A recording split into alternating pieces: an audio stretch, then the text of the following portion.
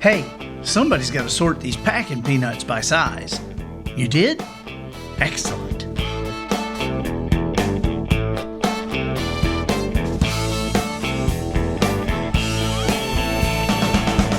Good morning, afternoon, or evening. You are listening to the Professional Noticer. No way. Here, you and I will use common sense and all the wisdom we can muster to move beyond what is true and go all the way to the truth. You better listen. With actual listeners in more than 100 countries, I am the Professional Noticer. I want to, and away we go. Hello, everyone. I'm Andy Andrews. Hey, thank you for making me a part of your week as the Professional Noticer. It's my job to professionally notice something for you, and nothing's off limits wherever your questions or your interests lies in business, spiritual issues, popular culture. We'll even tackle odd conundrums like what word is spelled incorrectly in every single dictionary. Do you know? Look, my purpose here today and with every show we do is to play the part of a best friend or coach, because I want to help you live the life you would live if all your toughest questions were answered. Our sponsor this week is Tucker ATV, the small town business with the national reputation. Tucker ATV, this is Shannon and Lisa Tucker, Highway 43 North in Jackson, Alabama. Are they on an interstate? No. Are they in a big city? No. But they do business in 14 states. Why do you think that is? The culture of this place is so astonishing. Other people can compete with price and product, and they have great prices, and they have all the products. I mean, they've got everything Polaris makes. Polaris is this is the king of ATVs, right? And so they got everything that Polaris makes. They've got all the Hustler lawn equipment, the Echo power tools, and not just that small assortment that's in the big box stores. They got everything. You can hold it, you can look at it. It's amazing. But they compete with the place, with themselves. You want to do business with Shannon and Lisa Tucker. I'm just telling you, the place is fabulous. It's right off Highway 43, right there. They've got a front porch built inside the place. You can sit on a porch swing, have a cup of coffee, watch a big screen television, or read a book. You can look at the antiques. You can look at the taxidermy. They've got a deer that has been mounted by the world record taxidermist. And that's a sight in itself. Just beautiful, beautiful work. Clint Rickey from Wisconsin did that. And I love going there. And so I'm just telling you, I'm honored to have the Professional Noticer sponsored by Tucker ATV, the small town business with a national reputation. Observations and answers is what we do here on the Professional Noticer. And I have found myself in a situation many times where I find an observer that I think is just brilliant. I find a noticer I think is just brilliant.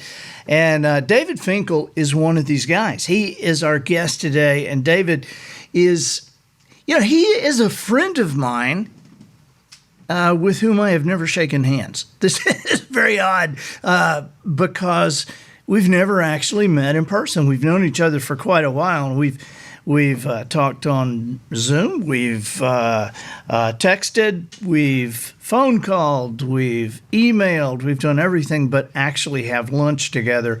David lives on the other side of the country with his wife and family in Jackson Hole, but he's also very, very involved in big business. Now, I call it big business. He's the author of The Freedom Formula. I know you've heard of that book. I've mentioned it. And a co-author of Scale, 7 Proven Principles to Grow Your Business and Get Your Life Back. Now, this guy he's a Wall Street Journal and Business Week bestselling author of 12 business books. So when I say he's a business guru, I mean it. Okay, I met him because he's a regular contributor for Inc.com, Fast Company, and Forbes, and a brilliant writer, a brilliant thinker, and that's what we do here.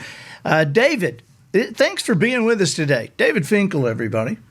Andy, great to be here with you. Thanks for having me on the show. It's fun to finally get a chance to do this way.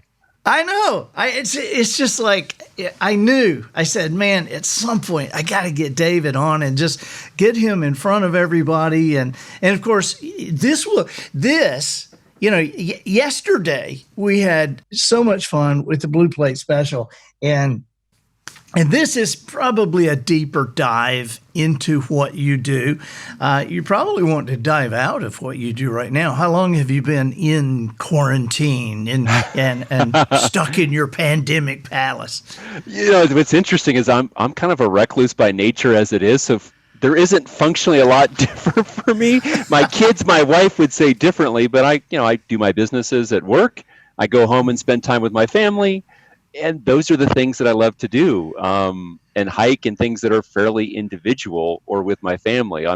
So I haven't noticed probably as much as other people on the lifestyle part, although my kids bouncing off the wall, 11, 11, and 7, I certainly noticed that. That's a big deal. Yeah, I know. I've got other friends who have kids that young, and it's just hard. What we're going through right now is hard to explain to kids. It's just hard to explain a different kind of normal. And I'm curious, being a business person and a person who guides business with Maui Mastermind, you have guided thousands of businesses. What do you think is going to be? Is there going to be a permanent shift in just like how we treat each other, how we do things? I mean, what are you seeing right now? Yeah. Well, certainly, I hope there's the shift in how we treat each other. That's a different matter. On the business side, I'll point out 3 things that I see. So first of all, trends that were already going are going faster. I mean, the trend to work from home, remote, was already growing. In the last 2 years prior to all this coronavirus side, it was going up by 200% over a 2-year period.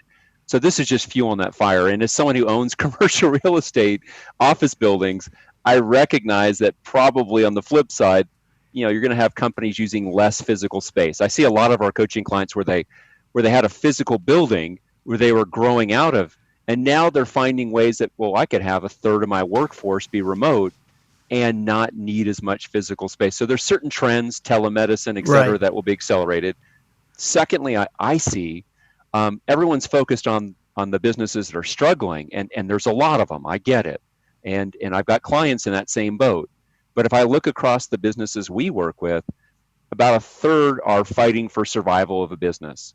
Probably 25 to 30% in the middle are either way, plus or minus a little bit. And the upper end, though, there's roughly a third of those businesses that this has really provided.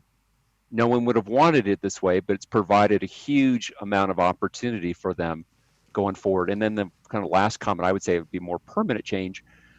I think one thing that you'll notice is that certain technologies that people fought before are just so commonplace now. So for example, a lot of our clients that work with their customers, their clients, or their vendors remotely, they used to do a lot of travel for that. Nowadays, you're going to find, and I think this will stay the same, a lot more of the fulfillment and or coordination between other companies or other individuals.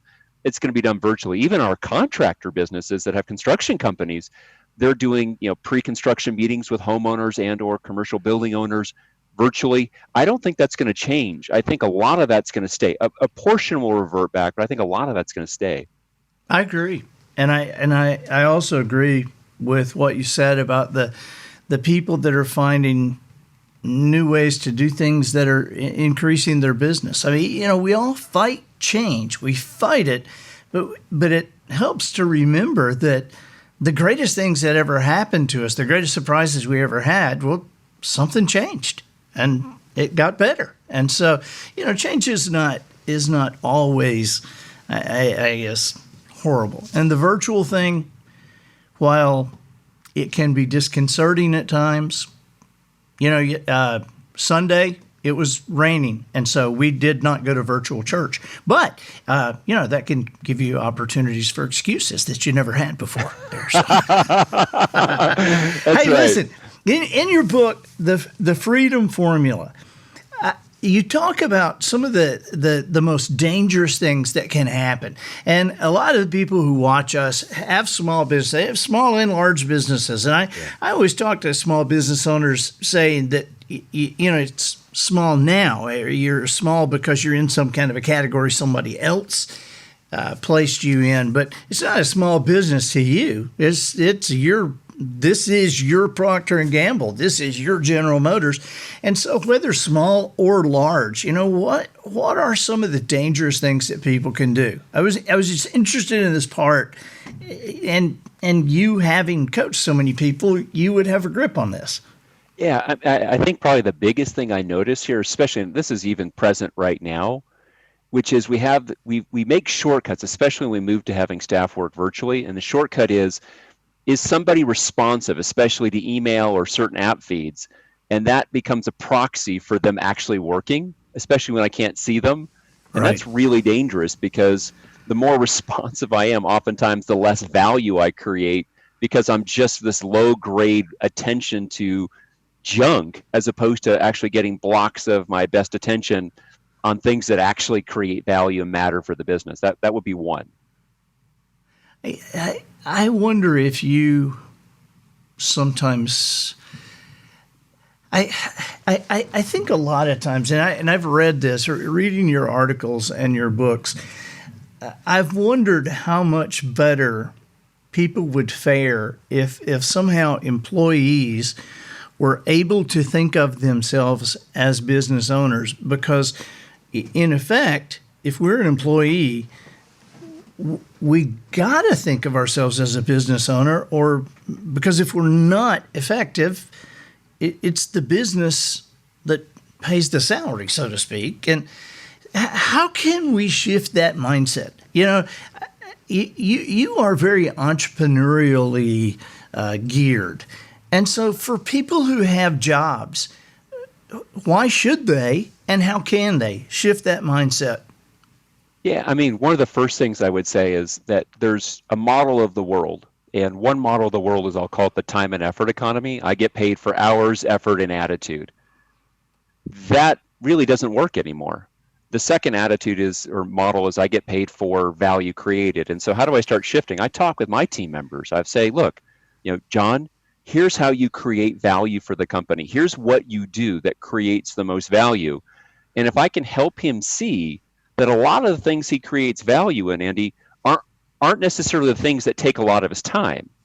And so I share with him and I model myself, here's what I'm on the payroll to do that creates the most value. And you'll notice that some of the things we talk about in the Freedom Formula would be things like, how do you block that time, and what are the mechanics of getting that attention on those things? But it starts with a list of what is it that the person does that creates the most value. And we call it the time value matrix. Most people think of Pareto's principle, right? The 80-20 rule.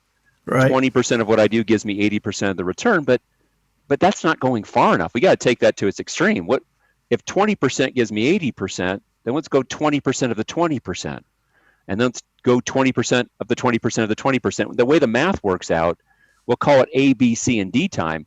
D time is that 80% junk, very little value, yet it gunks up most of the work. It's the low value email, it's the interruptions, it's the office politics, all the things that don't get value created. The C time are the things that are really the quote job of what I do, but it's that 4% sweet spot, that 20% of the 20% that gives me 64% of the output. That's what I call B time. It's magic. And then there's that 1% that gives me half the result. This might be that one phone call if I'm a salesperson that I place, or that one strategic partner relationship I start. And so if I can get clean on what are my A and B activities, what are my D level activities, I rob from D time and reinvest in A and B. And that's how you can create more value for a business, yours or someone else's, right, without working nights, weekends, and on vacations, because that's ridiculous. That's not a sustainable model. Sure. And creating value for your business makes your business more valuable. Creating value for somebody else's business makes you more valuable, increases your value, which can increase your profits. And ladies and gentlemen, that is, by the way, that's in chapter 2, the 80-20? It is in chapter 2. That's right. Yeah. And so you got to get this book, The Freedom Formula. Fascinating stuff. There's another thing that I thought was curious in the freedom formula. If I talk to another person who tells me, I can't afford to have an assistant. I'm at my limits right now. I just can't afford to have it. If I talk to another person that tells me that, man, I'm just going to pound my head against the wall. But you hit that directly in the book. So tell us, I love your explanation. Tell us how you can leverage your time and money with this. Yeah. So I think anyone who's serious as an executive should have somebody that supports them. Now, whether that's a full-time, part-time, on-site, far away, I've got two people that support me. They split the role. One lives here in Jackson, but I only get 15 hours a week of her, Tiffany. And then I get about another 30 hours per week from Emily, who lives 8 hours away. And between the two of them, they probably save me 25 to 30 hours a week. So it's not quite one-to-one. But when I reflect back on the fact that I can bill and or create 50 to 100 times more value per hour of my time, it's a great use of money. And so most people are afraid of two things with an assistant. Number one, it's actually a medical condition. It's called control-itis. It's the inflammation of their control gland. They're scared to let somebody in their life in some way to have some of that control. And I get it, but that grip so tight basically traps them. The second thing I think for people is they say, oh, I've tried it and it didn't work. Well, they don't look at how they had an assistant, who they found, how they delegated. They just say it's the assistant. No, it was how they did it. The mechanics were off, which is why I went through the mechanics in the book. But those are the two reasons why people tend not to. They're scared is really what it is, giving up that control. Yeah. I sometimes I ask people, what is it that you just don't like to do? Because a lot of times, we tend to think that everybody's like us. And so a lot of times, the things that we don't like to do, we kind of think, well, nobody else would like to do that either, and I better just suck it up and get it done. And yet, I'm shocked at how many times I go into business situations where the accountants and the salespeople are at odds, and I'm like, look, how many of you would rather just live on the beach than have to count stuff or have to? And it's all the salespeople. They go, yeah, me too. But how many of you wouldn't go talk to a bunch of people over and over and over again and of course the accountants all raise their hand, but everybody is needed. And so if you can find that part of you that somebody else loves and that is, their time is valuable to you, I mean, man, think about how much more effective we can be if we're doing more of what we like to do. And two ideas on that, because I totally agree with what you're saying. The first is I have to start before I go higher, is to look at myself. How do I know myself? Like, for example, I'll just share for me. I'm someone who likes to delegate auditorily. Don't make me write it out. Let me just say it. Me too. I'm an introvert, so I don't want to have long conversations. So who I look for, I have to have someone who's got a little bit of thick skin so they don't find themselves making up stories because David didn't talk to me today. So Tiffany and Emily are phenomenal at this. I can send them through an app, a simple audio message, 2 minutes, 30 seconds for it to do. They don't take it personally. They're like, that's just David. And so knowing who I am, great. I also don't like having information come to me auditorily. I would rather have a written visual because it's faster to read it and I can mark it up. Yeah. And so knowing that changes who I hire. Early on, I made some mistakes in my hires because I didn't think about myself. Second thing I would share is part of your assistant's role from the very start should be to start to create the systems for how to be a great assistant for you. And if they're a great assistant, you're going to promote them. Like, for example, our company's COO, Teresa, 12 years ago, she was my assistant. And she just was clearly too good to stay in that role. Other times, things change. You have somebody, Samantha works for you, and she ends up moving somewhere else. You wish her well, parting of the ways, but you want the next person to step in. They already have the document that has your travel preferences. They already have the document that shows how to do your schedule. They have the document that shows how you want files named on your computers when they scan them. And by doing that, it makes it much easier for the new person to step in faster with less time and effort of yours to have to retrain somebody. Yeah, that's really good. My assistant has moved into the owner level. She actually owns me now. I tell people SB is my owner, just like somebody owns the New York Yankees or the Dallas Cowboys. Like Jerry Jones owns the Cowboys, SB owns me. I know nothing. I don't know where I'm going. I don't know what. Well, she's the owner of it. Hey, I want to ask another question about the book before we run out of time. But I thought of something that I just think is just a curious thing to ask you, because I've read so many articles that you've done, in Inc. and Fast Company and Forbes, and you interview people, and you will try to get to the essence of what this person is. Here's my question for you: and it's really twofold. Have you ever had a question answered by somebody that you really respected that you just go, mentally you go, that's just totally wrong? I so disagree with that. And then my other question is, have you ever had an answer that just like surprised you and filled a piece of the puzzle for you that you weren't looking for? You were looking to write the article, and then all of a sudden, here comes this gem. So Yeah. two opposite ends of the spectrum. So I was interviewing a guy who has done a couple $1 billion of commercial real estate, a brilliant investor. And I started asking, what did you do that was helping you be successful, blah, blah, blah. And he comes up with these cliches. I worked hard. And I'm just thinking, crap, this is not how you did that. I mean, the guys who are on the construction crews rehabbing these buildings you're buying, they're the ones working hard. That's not true. So sometimes I think we culturally buy into certain storylines, like the work hard and you'll be successful. Well, work hard on the right things in the right manner at the right times. Yes, you will likely be successful, but working hard by itself isn't gonna do it. And the second one of my favorite mentors, her name is Stephanie Harkness. She's a co-author of an earlier book I wrote years ago called Build a Business, Not a Job. I was on stage and I was interviewing her on stage at one of our workshops. And I asked her a question about, the things that have made the biggest difference for her. And she said this gem. She said, David, whenever I'm making a decision, there are three things I look at. Number one, I ask myself these three questions. What matters most? How much is enough? And for the sake of what? And this room full of some fairly successful entrepreneurs and business executives were just so quiet. They got it. And I had about 4 people keep raising their hands saying, repeat it. And they were brilliant questions because, this is a woman who really is successful, not just in the business side, but, 50 plus years of marriage, raised 2 kids successfully with that part, is a quality human being that you enjoy being around. That's right. And I love the fact that she had these questions to help her make decisions that broaden the metrics of what it meant to make a good choice. Boy, that is excellent.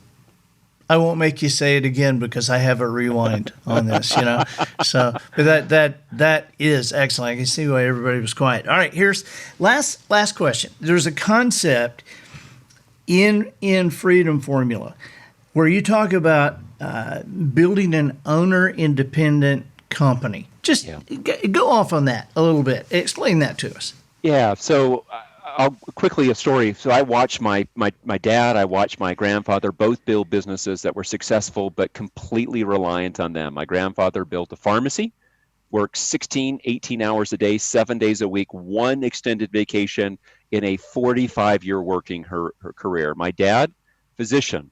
He didn't even see himself as a business owner, but he was 42 years of practice. He's retired now.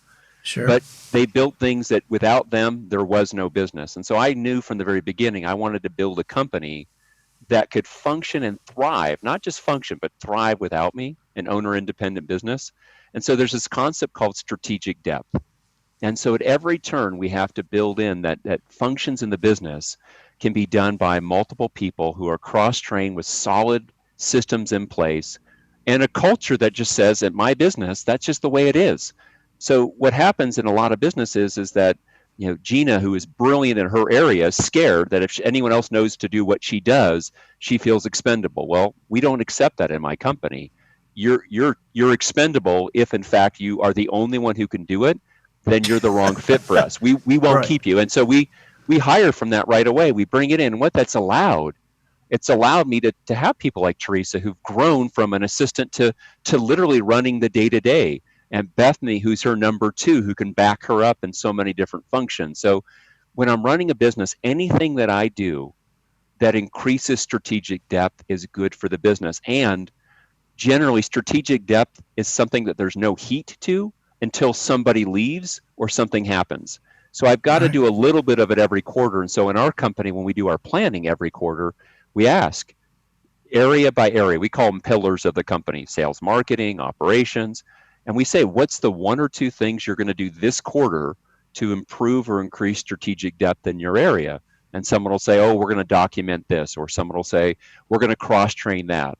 Or someone says, hey, our 2 big customers, we're going to make sure that 2 other people are introduced in the mix so there's multiple points of contact.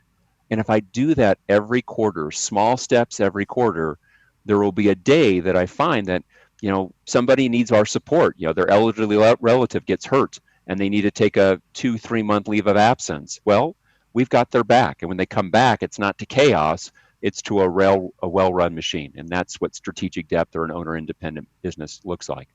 I think that's excellent advice. I think it's excellent advice for a large company, small business. I think it's excellent advice for communities, for organizations beyond businesses. But anyway, I think that is awesome. Listen, thank you. I really want to keep up with you as we kind of have and kind of do. I actually do want to shake your hand at one point in our lifetimes. And David, listen, where can I know we can get these books, but where can we reach you? Where can we get the books? Give me a David Finkel diorama here where we can, and we'll post this stuff as well. Yeah, the easiest way would be on our main website, MauiMastermind.com. And at MauiMastermind.com, you can get all kinds of resources, free or inexpensive.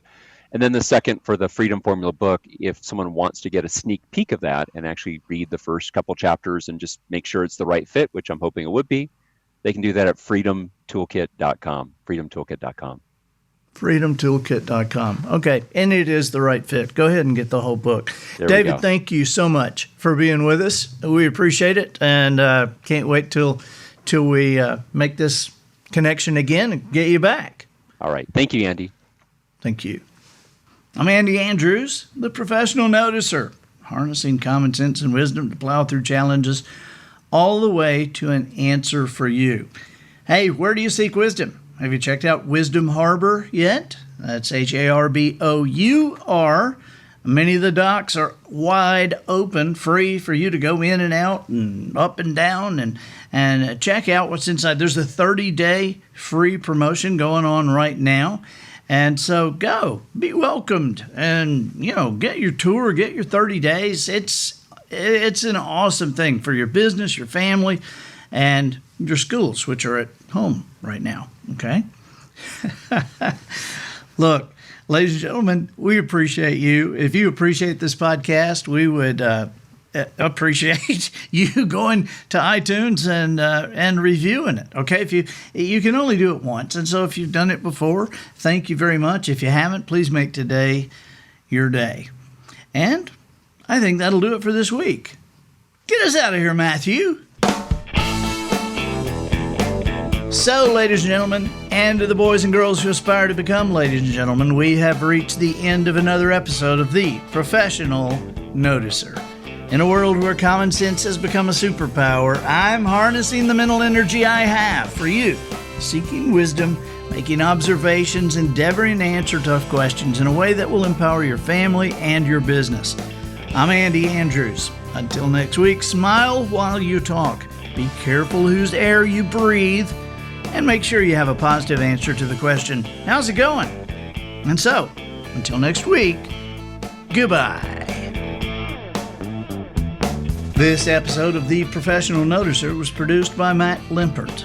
The Noticer theme written and performed by Sugarcane Jane.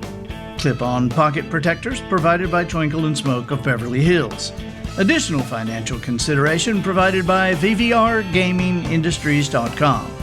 We've come a long way since Atari's Pong in the 1970s, the gaming crash of the 1980s, the Game Boys of the 90s, the rise of 3D gaming, which leads us into the 2000s, and most recently, the immersive world of virtual reality. Well, that was most recently until now. Introducing VVR, the virtual reality simulator. That's right. Traditional virtual reality places users right into the game once the gaming goggles have been placed over their eyes and the system booted up. But now, before you ever even knew your game was started, our VVR system has run a full scan of your house, your surroundings, and with its geolocation mapping, you've been placed in a nearly indistinguishable version of the place you intended to be a few moments ago. Go ahead, move, walk. Doesn't that feel real? It is virtual reality. Are you comfortable? Ready to start your gaming experience? You already did a week ago. Spread the word. VVRGamingIndustries.com.